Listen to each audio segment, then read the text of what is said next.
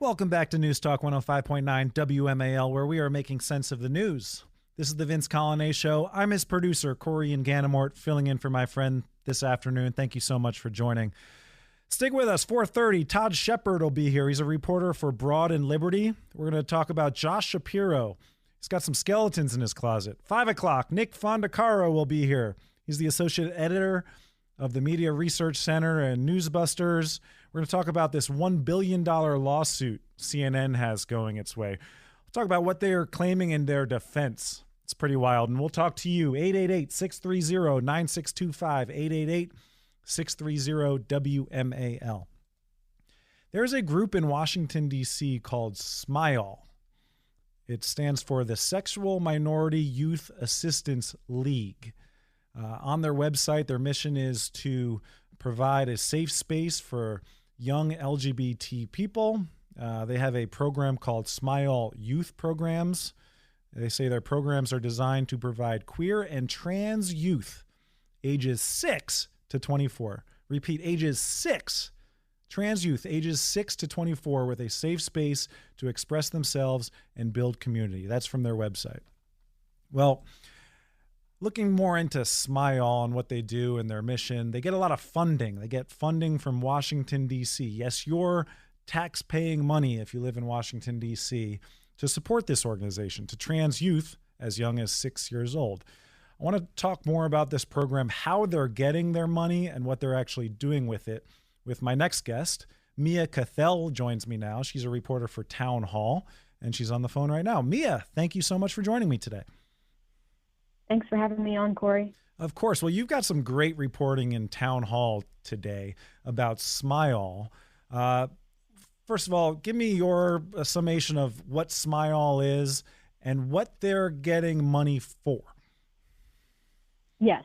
So SMYAL is a nonprofit that's headquartered on Capitol Hill, and it received a $50,000 grant from Mayor Muriel Bowser's office for this fiscal year. And it's to help build out their youth program called Little Smiles, as you mentioned, for children as young as 6 years old. And so it's just this vague description. And then once I dove into these documents I obtained via public records request, it showed that this allocation was designated for ending gun violence. It's one of Mayor Bowser's funding priorities for her third term. And so that's something that I thought was very eyebrow-raising, since they're obviously using this money to transition children, as they admitted in their quarterly grant reports. So SMYAL is a 501c company. It means it's a charitable organization. They call themselves charity. Somehow that skates through that they have this title, 501c. So they're receiving money from Washington, D.C. But you said that in order to receive this money, they claim that they were reducing gun violence. Is there any proof or any connection that SMYAL, a group that is dedicated to trans and youth, is preventing gun violence? Is there any connection there? No, their argument is that they're creating a safe space for youth to express themselves, celebrate their identity, promote self-acceptance under this LGBTQ umbrella, but nothing that's showing real-world steps towards ending crime in this crime-infested cesspool. So on the application, and I believe if you said this already, I'm sorry to repeat myself. Did they checked a box, or how did they claim that they're ending gun violence or helping prevent gun violence? In this application, was that something they had to claim? Yes, on the grant application, they were instructed by Bowser's office, which of her mayoral priorities is your organization applying to this proposed program, how it would address one of her several listed ones, which includes ending gun violence and placing all students on pathways to success. And that's what SMYAL claimed. And it stipulates on the application that they must prove that they fulfill this, and through on-site visits and budgetary monitoring, the Mayor Bowser's office is supposed to check throughout the fiscal year that SMYAL truly was spending funds how they said they would. And since your report came out, it just came out this morning, has the mayor's office indicated that A, they've read this, or B, they've been caught, or Is there any kind of reflection that maybe this money shouldn't have gone through, or do you think that it was purposely kind of snuck under because this is an agenda that Mayor Bowser supports? Do you think that they just check the box and there doesn't have to be any oversight among this? Any response from the mayor's office? No response from the mayor's office. I had reached out for comment. I do believe that they easily green-lighted this grant under the community affairs umbrella, but Bowser had said when she announced the grant's dispersal that it's supposed to help revitalize downtown DC. And, it's unbelievable. It was actually placed towards cleaning up the streets maybe, but since her subset agency, her constituent outreach arm, which is, I believe, the Office on Lesbian, Gay, Bisexual, Transgender, and Questioning Affairs, a bit of a mouthful. That's the one who specifically dispensed this to SMYAL underneath her Office of Community Affairs. So I think this is just a reason to easily sign off and allow the money to go this way. That's just unbelievable. Obviously, gun violence and violence in general is a major problem in Washington, D.C. We see murder rates, and I think in 2023 was at record paces. And not only are they directing this money, which was supposed to cut gun violence towards an awful organization such as SMYAL, that they're basically stealing money for a problem that Washington, D.C. has, which is crime. So if you care about crime, and I'm not even talking about if you care about children being mutilated or pushed into this gender ideology, if you care about crime, you should want that money allocated towards combating crime. And anybody within the communities trying to end gun violence, anybody have an issue with this that you've seen? No, I've had a few DC residents reach out, though, to say that they are very alarmed how there was little oversight over this budget, how it was just easily signed off on, because even though SMYAL applied under this mayoral priority, Bowser's office had to have agreed each quarter of this fiscal cycle, yes, we're going to continue dispensing $50,000 that, as you said, could have been better spent elsewhere. Unbelievable. So now that we know the money is going there, can you just dive a little bit deeper into SMYAL and how they're using it? It's clear, it's obviously not to use for gun violence, but I'm reading in your piece, they have a thing called Trans Camp. What is Trans Camp? Who goes to these and who is teaching these kids at this quote unquote Trans Camp? Yes, so Little Smiles has partnered with Camp Free to Be, which is a so-called trans kids camp in Arlington, Virginia. And, you can see that when you follow the money, it appears it's going towards this camp as well. SMYAL said Camp Free to Be is their big focus at the beginning of quarter 4. They provide these free matching trans pride shirts for the campers. The camp counselors receive some kind of stipend. So you can see there's some kind of funding flow happening. We just haven't seen it yet since quarter 3 has not come out. But this camp, it's for so-called transgender, non-binary, gender diverse kids, ages 6 to 14. And so it just seems like the summer version of their year-round after-school program. Instead, the kids are called honeybees or bumblebees, depending on age, and they learn pride lessons. They learn how to invent their own drag persona. And all of this was very front-facing, that they published photos of these children posed in front of the different parts of the pride flag. So this is something that's been pretty public. It just hasn't caught the public's attention. Well, it certainly caught my attention this morning, but only after I read Mia Cathell's excellent report in Townhall.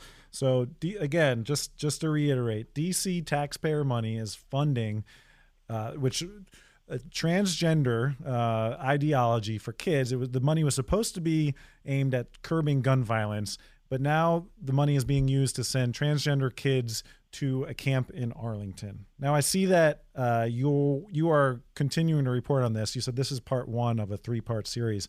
Is there anything else you're able to share? What we can look forward to seeing in some of your writing coming up soon?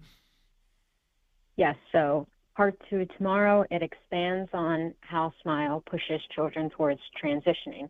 Part one was more about the social transitioning aspect. Part two is how SMYAL is very well connected and intimately tied to Children's National Hospital, the one in DC. So that will examine and elaborate on how SMYAL connects these woke parents of these so-called trans children with the gendered clinic there. Wow. Unbelievable. It's such an important report, and I urge you all to check it out. Townhall.com. Mia Cathell, thank you so much for reporting on this crazy, important issue. It's just a further sign of our deteriorating society. And thank you, Mia, for joining me today and bringing light to this important subject. Thanks so much, Corey. Have a great rest of the day. Thank you, Mia. That's Mia Cathell at Town Hall. Unbelievable. Unbelievable. So there you have it. DC taxpayers are funding a trans camp in Arlington, Virginia. Got a problem with that? Maybe you should call the mayor's office. Let Muriel Bowser know what you think. And this SMYAL is just an absolutely reprehensible organization. I looked into this a lot further back in, what month was it? I think it was April or May. The Washington Capitals, they hold their Pride game every year. And I was looking into who they were raising money for. And of course, SMYAL was one of the biggest beneficiaries of Pride Night that the Washington Capitals and Ted Leonsis promoted on their Twitter. The portions of ticket sales went to fund this organization. And I actually reached out to Ted Leonsis myself. I know his email because I used to work for the Washington Capitals, and I left when they required employees to be double boosted with their vaccinations. And I actually am, regrettably. I was misled, and I am sad to say, and I have no shame sharing, I have a booster, and not a second booster, but we needed a booster to work there and to work among the players on the ground level. And I said, no, this is ridiculous. I mean, I could continue working there, but I will resign in solidarity of those people who refuse to be boosted. And I worked with a bunch of 20-year-olds or even younger, worked in game entertainment at the Capitol. So shame on Ted Leonsis for supporting this awful organization who is transing our children as young as 6 years old. And thanks to Mia for bringing light to this. More on this, more on your phone calls when we come up after this break. I got Chris and Marshall on hold, Wayne in Warrenton, Leo in Colorado. We'll get to your calls next. All that is called Bidenomics.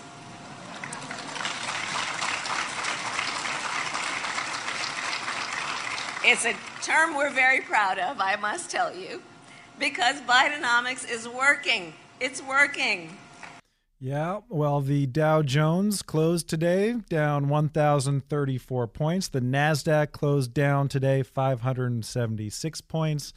Kamala says Bidenomics is working, but as our producer Jane suggests today, we should call it Kamalamanomics. Kamalanomics. Yes, and it's not exactly working. Frank is in Stafford on line one. He wants to weigh in on the debate situation. Frank, welcome to the Vince Colonnese Show. Well, thank you, Cody. Great to hear your voice. I appreciate it. It's Corey, by the way, but I've been called Cody before. I'm sorry. It's anyway, okay. I'm 70, so cut me a break. No, anyway, it's okay. Go ahead, Phil. What I want to say is, why should President Trump debate? He's already been a president for 4 years. He's been a successful president for 4 years. If he debates, there's a possibility, as in all the other recent debates, all the questions will be leaked ahead for his opponent to know about before he knows about them. The other thing is, Trump will win the debate, but the headline will be, Trump comes in next to last, she comes in second. There's no way he's going to win. And they'll be at a point where he'll just become frustrated, and that'll show he's impatient to some people. The poor guy can't win against her. The odds are stacked. I just don't see where he gets off. Yeah, the media will definitely turn it upside down no matter what happens during the debate. But the only reason why I think he should debate is because it may be the one and perhaps only opportunity we see Kamala Harris unscripted through November 5th. That would be the one time we have something on the calendar where she is required to show up for. If she continues the path that she's in now, we just may never see her unscripted. Well, again, she's been given the nomination. She gets to pick her vice president, and there's no democracy in this system at all. And I agree. I agree with you, and I see that concern. Obviously, the coup was committed 15 days ago now. We still haven't had, I've said it already, we haven't had a press conference or a media interview or anything like that. But if things don't change and nothing's on the calendar, I mean, the polls right now, Donald Trump was winning by quite a bit a couple weeks ago. They're narrowing. And now Nate Silver's 538 has Kamala Harris more likely to win. At this trajectory, I think Donald Trump's the one who needs something to change. And the only way to get that to happen is to see Kamala Harris for what she is. Well, another thing is, don't discount the announcement effect. In other words, the American people, the press is still on a honeymoon with her. That's going to wear thin. We've got a lot of days between now and the election. As you said, 15 days have passed, no word from her at all. Pretty soon, people are going to get curious as to why she's not speaking. Frank, I hope you're right. I sure hope you're right. I understand those concerns, and I feel that. However, she's about to get a small VP bump, and those are usually pretty small. She's about to get a DNC convention bump. Those are small and don't last too long. And then Pennsylvania, Virginia, and North Carolina, early vote 4 weeks later. We need to hear her unscripted ASAP. And to me, we're running out of time. We need to hear it soon. So let's get something on the calendar. I hear your concerns, Frank. I agree with them. But we got to see Kamala unscripted. Coming up, Todd Shepherd. We're going to talk about Josh Shapiro. Speaking of VPs, we're going to dig a lot deeper into his history. He hid a sexual harassment claim that took place in his office. Todd Shepherd has the details. 4:36 here, News Talk 105.9 WMAL, where we are making sense of the news. This is the Vince Coglianese Show. I'm Corey Inganamort, filling in for my friend Vince today. You can join us, 888-630-9625, 888-630-WMAL. So Josh Shapiro, who all reports are pointing towards being the VP choice of Kamala Harris, seems to have quite a lot of baggage that comes along with his selection. My next guest has been digging deep into Josh Shapiro's questionable past, and there seems to be many instances. In one case, Josh Shapiro may have been providing legal advice in March of 2023 to a man named Mike Vereb, his then Secretary of Legislative Affairs in the governor's office, while simultaneously investigating Vereb for workplace harassment. Here to discuss with me this story, the man who broke this story, is Todd Shepherd. Todd Shepherd's a reporter for Broad and Liberty. It's a Philadelphia-based outlet, and he joins me on the phone right now. Todd, thank you so much for joining. Hey, Corey. Thanks very much for having me. Of course. Well, this news really caught my interest. So Josh Shapiro is allegedly covering up a harassment claim in his office while simultaneously investigating Vereb while simultaneously giving him legal advice. What is this story, Todd? Can you summarize it for us? Sure. So the first thing to know is the governor and this person, and it is spelled V-E-R-E-B, so it looks like verb, but you pronounce it like verb, like noun and verb. So got it. Yeah, Governor Shapiro and Mike Vereb, they really go back a long ways. Like, they've been friends for a long time. They both come from Montgomery County, Pennsylvania, which is a very influential suburban county just outside of Philadelphia. It's very influential in how the state votes, like presidentially. But they go back a long way, even though Vereb is a Republican. Vereb served with him when Shapiro was the state attorney general. Mm-hmm. So now, Josh Shapiro wins the election in November 2022. In January, he's putting his offices together, and he appoints Verb to be his director of legislative affairs, right? So he's the guy that's going to help craft the budget with the General Assembly and let the General Assembly know, the governor's stance on various bills and so forth. Yep. It's not long before their office is in motion, and Verb has hired he's hired his staff, and among them is this young woman who has a history in Pennsylvania politics. By history, I mean she has a career in Pennsylvania politics. She goes to work for him, and a month later, she abruptly resigns. It wasn't until the fall of 2023 that reporters, and I was one of them, started to get copies of a complaint that she had drafted up that outlined some really serious allegations against Verb. And not just serious, they were extremely, extremely detailed. And so we were able, at Broad and Liberty, we were able to break the story first. And in the process of trying to press the governor's office for an interview with Verb to try to get his side of the story, that's when Verb resigned. So to sort of re-sum up the timeline here for your listeners, March of 2023 is basically when this young woman resigns. Late September of the same year is when Verb resigns. And like we wrote in our first story, it kind of raises the question how the guy was able to stay on staff for 200 days. Did the governor believe the accuser? If the governor did, Verb should have been let go immediately.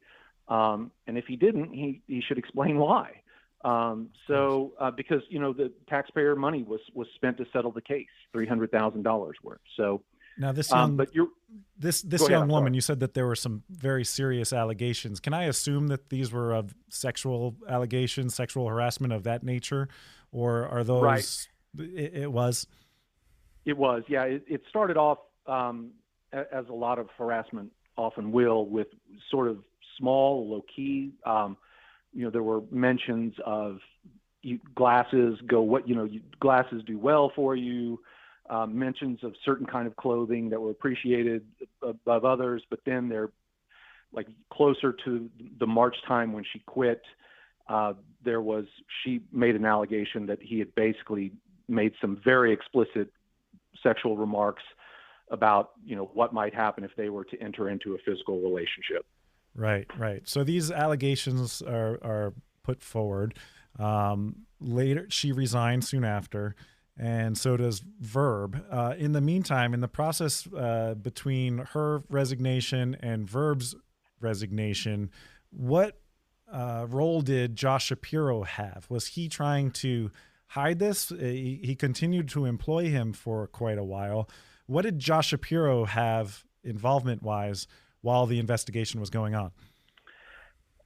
And really, that is what reporters like me are still trying to figure out. We've learned some, but we haven't learned enough, quite honestly. As you mentioned in the lead-in, I filed in Pennsylvania, the open records law is called the right to know law. So I filed a right to know request with the governor's office last year. And unlike other states, if you are denied, and I was, in Pennsylvania, there's an appeals process. There's a quasi-judicial agency that looks at the appeal, and they try to figure out whether the government acted properly in denying the records. And it took it took a very long time. My appeal wasn't finished until June, I think. And long story short is most of the records the governor's office did not want to disclose. They didn't have to. But in the process of doing that, they did have to provide me with a log of some of the documents they were withholding. Mm-hmm. And that's where I have proof that there was an email sent to Verb like a week after the young woman quit. And the email was simply described as giving legal advice or something like that. And then there were 2 attachments, and those 2 attachments were withheld for attorney-client privilege. So this giving legal advice, and sorry to cut you off, was that sent by Josh Shapiro? Was he the one giving legal advice? No, it was sent by one of his top aides in his office of general counsel. In other words, of the attorneys that served the governor, it was one of his attorneys. So there's a good chance Josh Shapiro was aware of this. We can't jump to conclusions per se, but these are people that Josh Shapiro worked very closely with. There's a good chance he knew that legal advice was being provided. I have to believe so. Yeah. But another big break in this is, as the national media has become more interested in, just the last 4 weeks, New York Times did a story on Friday, and for the first time, the governor's spokesperson said, "Oh, well, you know what? Shapiro, he didn't know until many months after all of this happened," which raises some really raises its whole new own set of questions. I mean, how could you not be aware of something so serious in your own office, especially given that it's one of your kind of lifetime friends? It's one of your best buddies these accusations are against. We just did a story about that, about the number of posts in between the March and the September, sort of beginning and end, where he should have known. I mean, right. She essentially filed a lawsuit of sorts against him in May. Why didn't he know then? But his office is not giving any explanation of when he did actually know. Right. And if he had control of his office, he would know exactly what's going on. An employee just resigned, and then a close employee to him resigned over allegations. You have to assume he knew. Typically in a case like this, wouldn't it make most sense for a governor to be aware and then recuse himself from, and I don't know, hire an independent investigator to look into the facts of it? He stayed fully in charge of the office while things underneath him were going on, but he didn't recuse himself at all. That's what we understand by all effects of all the documents and all of the correspondence we've had with him. Wow. But if we've got like 1 minute, I've got a tweet thread from a representative, a Republican representative, who she actually made sexual harassment claims against another member of the House of Representatives last year who also had to resign. Mm-hmm. And she writes, "A successful governor's office will always have senior staff, and at times those senior staff will make decisions without the input of the governor, sure. However, in a situation as serious as this, where the accused directly answers to the governor alone, why wouldn't someone tell him this was going on? I would argue it was their duty to inform him immediately, and I believe they did. By saying he was unaware, he is throwing his chief of staff, his head of HR, a female executive deputy secretary, and whoever else in the office was told under the bus. Ironically, they are all women, which is quite disturbing." So there you go. Of course. So he's either unaware, which to me makes no sense, and to you makes no sense, or he is, and he just doesn't care. So when Josh Shapiro says he's an advocate for women, is he really? Is he really, Todd? I don't think so. I mean, a lot of top elected female politicians in the state have been asking that, and some of them have really said he's not. Fascinating report, and thank you so much for bringing this to light. Todd Shepherd, a reporter for Broad and Liberty. Do great work there. I read a bunch of your stuff this morning. Check them out. Todd, thank you so much for joining the Vince Coglianese Show today. You bet. Thank you, sir. All right, of course. So, yeah, that VP pick is coming real soon. It could come as quickly as tonight. Kamala Harris is supposed to do a rally in Philadelphia tomorrow night, and she teased it last week that she'll be with her VP candidate. It makes a lot of sense that Josh Shapiro would be the guy if you introduce him in, well, his home state city of Philadelphia. Last week we saw the mayor of Philadelphia tweet a video teasing that she has the full support. She is fully supporting Kamala Harris and Josh Shapiro for VP. This is making Democrats squirm a little bit. Josh Shapiro, not just the fact that he hides sexual assault allegations within his office. Democrats are also a little bit squirmish in the fact that, well, Josh Shapiro is Jewish, and there is a big anti-Semitic crew within the Democrat Party. We know that. CNN's Shermichael Singleton said on CNN yesterday that Josh Shapiro would be the worst VP candidate for Kamala Harris to pick because he's Jewish. But I want to touch on the Shapiro issue. Mm-hmm. I think out of all of the possibilities, he would potentially be the worst one if I'm looking at Michigan. You're seeing resurfacing past... Worst for Democrats for Democrats for Republicans? and for Vice President Harris to win the state of Michigan. Past statements are coming up about things he stated in the past about the Palestinian people. Some of his rulings as governor as it pertains to state workers and their potential advocacy, which could thus lead them to being fired, has caused quite the conundrum and criticism from younger progressives. I think there's a large percent of Muslims in the state of Michigan that would absolutely stay home. I went to look at some of those numbers in 2020 compared to now. The vice president cannot afford to lose a substantial number of them. So I would look at someone else. If I were Democrats, I don't think that would be the best pick strategically. Sure, Michael. Josh Shapiro's position on Israel, on Netanyahu, on the Middle East, on protests is almost identical to the other Democrats she's talking to. The only difference is that he's Jewish. Yeah. So should she just give in to that? Yeah, well, you know where I stand on that issue. I'm as pro-Israel as they come, and you know, I've had many conversations about that. But I think that it speaks to a bit of the problem with younger progressive Democrats and the ceasefire. I think likely we'll see protests return again to college campuses. You and I have had those conversations. I certainly don't think it's a good thing, but it showcases within the Democratic Party there is at least, and I wouldn't say broadly speaking, but there is the appearance of some level of anti-Zionism. I'll put it that way at best. And that's a problem. It is a problem. Dearborn, Michigan. You know, Donald Trump can win one of Wisconsin, Michigan, Pennsylvania, and win the election, assuming he wins Arizona and Georgia. And we hope he wins Arizona and Georgia, but he only needs to win one. So if he wins Pennsylvania, it's over to begin with. You can actually lose Arizona as well. But Donald Trump has a lane if he doesn't go for Pennsylvania. Josh Shapiro is popular in there, 61%. But again, VPs don't really determine the outcomes of presidential elections. Nate Silver said at most it may benefit someone if they're popular as a VP in their home state, 0.4 percentage points. In Pennsylvania, that may make the difference. It may be that close where he could win Pennsylvania or she could win Pennsylvania because Josh Shapiro is a popular governor there. But it's not Trump's only lane. He doesn't necessarily need to win Pennsylvania. If he sacrifices Michigan and the pro-Hamas crowd in Dearborn, Michigan, and I learned on Friday, I didn't realize Georgia has quite a Muslim population who are part of the ceasefire now crew. That could be very detrimental because we know there are a lot of anti-Semites in the Democrat Party. There was speculation that Mark Kelly could be the guy, senator from Arizona. He put out a tweet yesterday saying that his focus now is on serving Arizonians, and he deleted that tweet. So I read that as he's not the guy. He's going to focus his attention on his home state, not the nation.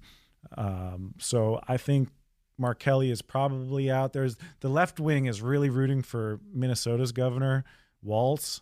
He's just like an angry old man. I think the more people get to know him, he's just an angry guy. And maybe that's why the left really likes him, but I don't think that resonates with middle America and everyday Americans. This was a guy who, during the George Floyd riots, basically supported the people's right to riot. Not peacefully protest, but to riot.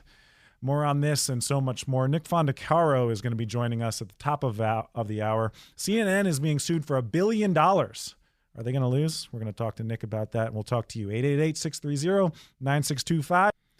Let us head back to the phones. We have Denise calling in from Bethesda on line 1. Denise, welcome to the Vince Colonnese Show. Hi, Corey. How you doing? I'm doing great. Thanks for calling. Good. Hey, I wanted to ask you, I listen to WMAL, but I also read a lot of other news product, and I was wondering, can anyone confirm the reporting that Mark Kelly is somehow associated with the manufacturer of the Chinese spy balloons? Yeah, so he does have a role in a Chinese spy balloon company, not the one that flew over the United States, I guess it was 2 years ago now, but a company called Worldview. He was a consultant with, and it is a Chinese tech giant. And when he ran for Senate, he apparently had no role in the management of the company or the consulting part of the company anymore. But he does still hold a blind trust worth between $100,000 and $250,000. So he has no management role, but yes, he is profiting off of a company that makes Chinese spy balloons. So is that disqualifying for a United States vice presidential candidate? Yeah, I think so.